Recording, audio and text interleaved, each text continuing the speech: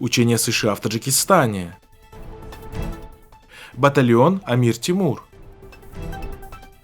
ТАСС теперь и в Туркменистане.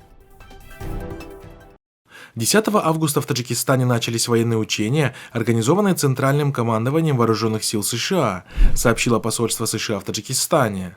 Посол США Джон Марк Помбершайм отметил, что военные учения «Региональное сотрудничество-2022», которые будут проходить до 20 августа, являются крупнейшими военными учениями США с участием стран Центральной и Южной Азии.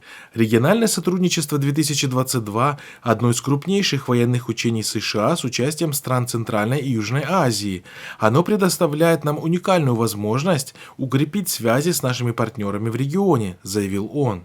По информации посольства, участники из США, Таджикистана, Казахстана, Кыргызстана, Узбекистана, Пакистана и Монголии будут участвовать в 6-дневных командно-штабных учениях.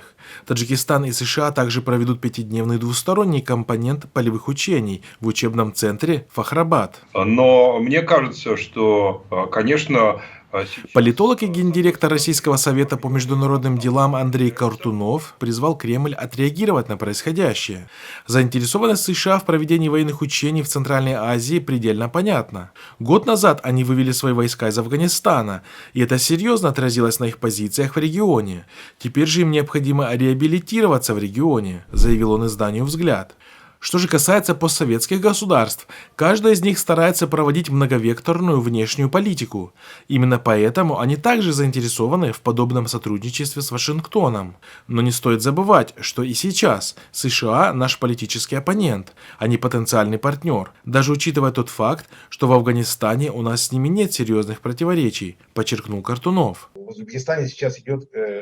По мнению ведущего сотрудника Института международных исследований МГИМО МИД РФ Александра Князева, в Центральной Азии проводить настоящую многовекторную политику может себе позволить пока только Узбекистан. У республики есть мощный потенциал – географический, ресурсный, коммуникационный и экономический. Таджикистан же относится к тем странам, которые в самое ближайшее время могут оказаться в тупиковой ситуации, пытаясь лавировать между глобальными центрами силы, считает Князев.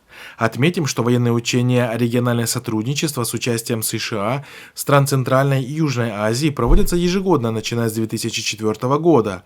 Однако только в этом году, с учетом ослабления позиций России на фоне военного и политического провала в Украине, многие увидели их в новом свете.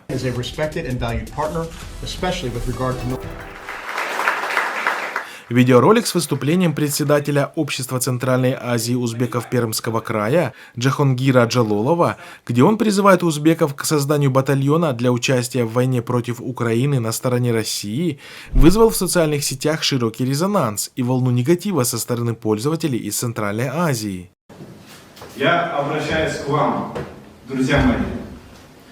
Наши дети посещают детские садики, учатся в школах, в колледжах, в университетах. Мы живем, работаем в России. Мы не только должны, мы обязаны оправдать тот хлеб, который мы кушаем.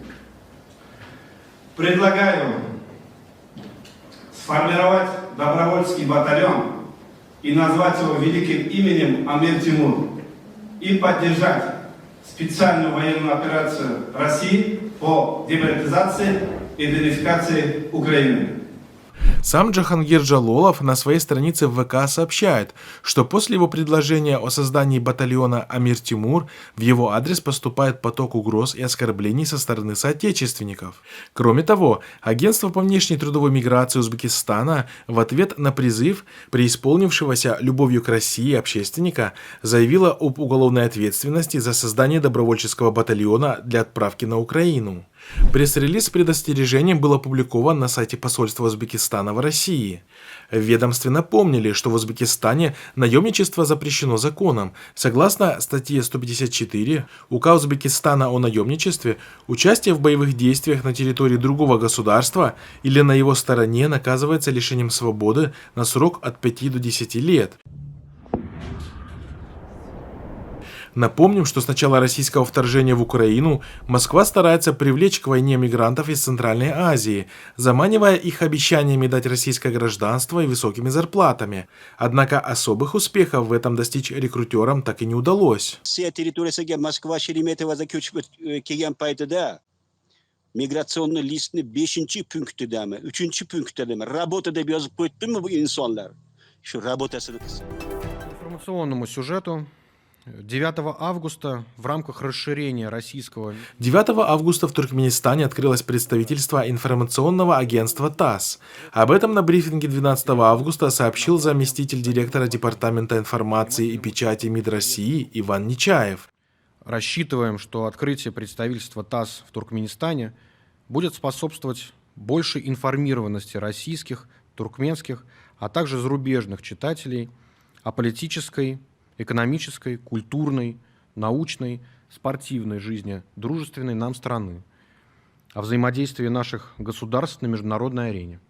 Российская спецоперация на Украине – своего рода микрохирургия.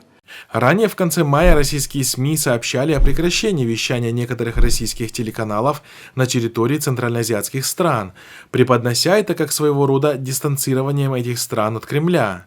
Но вскоре местные операторы связи сообщили, что блокировка произошла по причине ограничения трансляции этих каналов через международные спутники и переводе их на российские спутники. Миссия выполнена. Войска ОДКБ покидают Казахстан. В ходе специальной военной операции по Продолжается специальная военная операция.